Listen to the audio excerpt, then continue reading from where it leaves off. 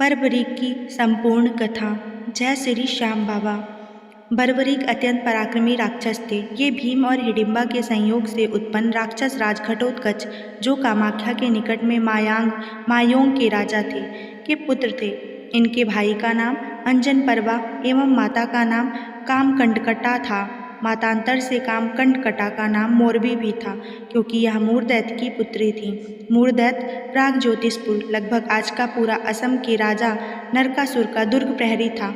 घटोत्कच का नाम उनसे केसहीन होने के कारण पड़ा, तो बर्बरीक का नाम उनके विशाल एवं कठोर केसों के ही कारण था, जैसा कि स्कंद पुराण के कौमारिका खंड का वचन है।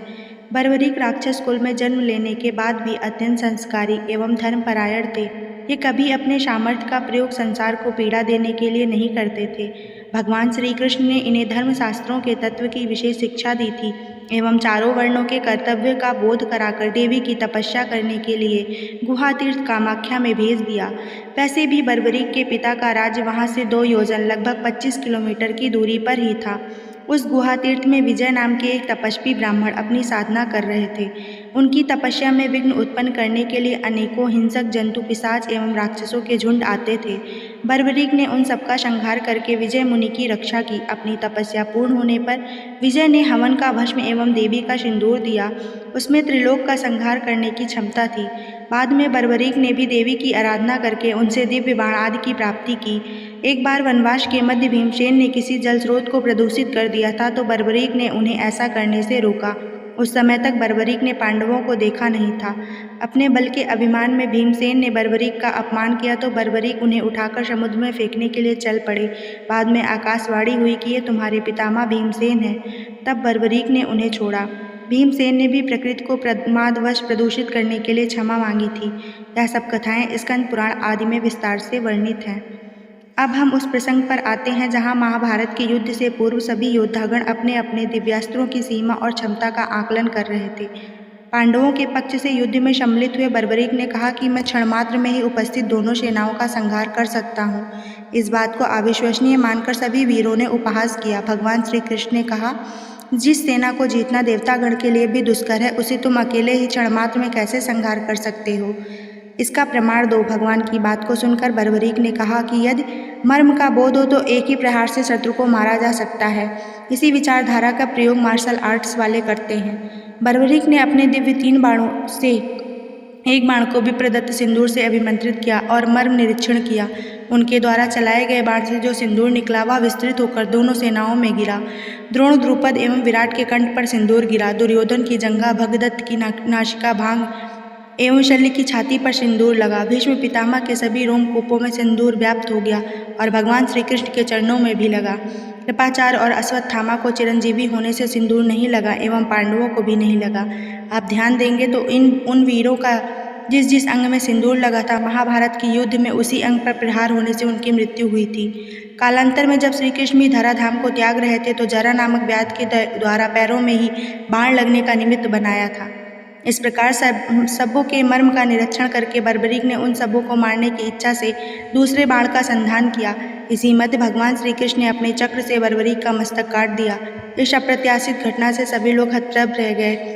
घटोत्कच तो अपने पुत्र की मृत्यु पर मूर्छित सा हो गया एवं पांडव भी शोकाकुल हो गए। सभी लोग श्री कृष्ण को दोषी कहने लगे। उसी समय चंडिका, वाराही आदि 14 देवियां प्रकट हुईं एवं एक रहस्य बताया। देवियों ने कहा, पूर्व काल में यह बर्बरीक सूर्यावर्चा नामक यक्ष था, जो 84 करोड़ यक्षों का स्वामी था। जब स्वर्गलोक में देवता की सभा हो रही थी कि पृथ्वी के भार हरण के लिए भगवान विष्णु का अवतार होना चाहिए एवं उनके साथ ही अन्य देवताओं को भी जाना चाहिए, उस समय एक घटना घटी। इसी बीच 84 करोड़ के स्वामी सूर्यवर्चा नामक यक्ष ने अपनी भुजाएं उठाकर उच्च स्वर से यह उद्घोषणा की, आप लोग व्यर्थ में ही मनुष्य योनि में जन्म लेना चाहते हैं। पृथ्वी के भार हरण के लिए तो मैं ही पर्याप्त हूँ। मेरे रहते हुए आप लोग क्यों कष्ट करेंगे? युद्ध में बहुत अधिक दोष होते हैं, अतएव बिना सामूहिक युद्ध के अकेले ही सबको मार दूंगा। आप सभी देवगण स्वर्गादि दिव्य लोकों में विष्णु के साथ आनंदित रहें। सूर्यवर्चा यक्ष के ऐसा कहने से सभी देवताओं को अपमान का अनुभव हुआ। भगवान के अवतार का उद्देश्य मात्र संसार के अधर्मियों के नाश करना नहीं होता, वे लोक मर्यादा की शिक्षा एवं धर्म की स्थापना के लिए भी आते हैं। नानाविध प्रकार से उनके लीला भाव में सम्मिलित होने की इच्छा वाले भक्तों की कामना पूर्ति भी करते हैं। यद्यपि भगवान भ्रुकुट विलास मात्र से सृष्टि संहार में समर्थ हैं, फिर भी अवतार लेते हैं। अवतार भेद के उद्देश्य का ज्ञान न रखने वाले उस बलाभिमानी यक्ष को उस सभा में ब्रह्मादेव ने श्राप दिया, तुम पृथ्वी पर राक्षस कुल में जाओगे, अत्यंत पराक्रमी भी बनोगे, किंतु जब मुख्य युद्ध का अवसर आएगा तब तुम्हारा मस्तक श्री कृष्ण के द्वारा काट लिया जाएगा। देवी के द्वारा इस रहस्य का उद्घाटन होने से वहां उपस्थित सभी लोगों के ने इस घटना को पूर्व निर्धारित जानकर भगवान श्री कृष्ण को निर्दोष माना। इसके बाद देवी ने बर्बरीक के मस्तक भाग को पुनर्जीवित कर दिया। चंडिका देवी ने अपने भक्त के मस्तक को अमृत के द्वारा पुनर्जीवित करके उसे अजर अमर बना दिया।